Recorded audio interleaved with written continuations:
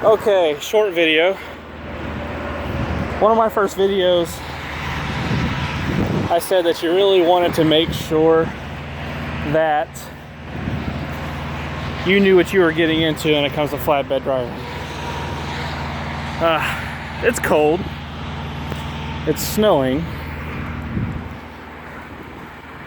I am strapping down this load, and it has to be tarped. Yeah, tarp has to go over the snow. The only way I can even fathom doing this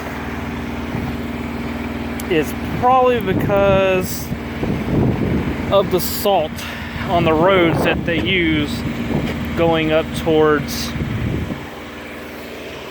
New Jersey, where I'm going. So yeah, if you thought this was going to be an easy job, you just sit around and drive the big truck. It's not.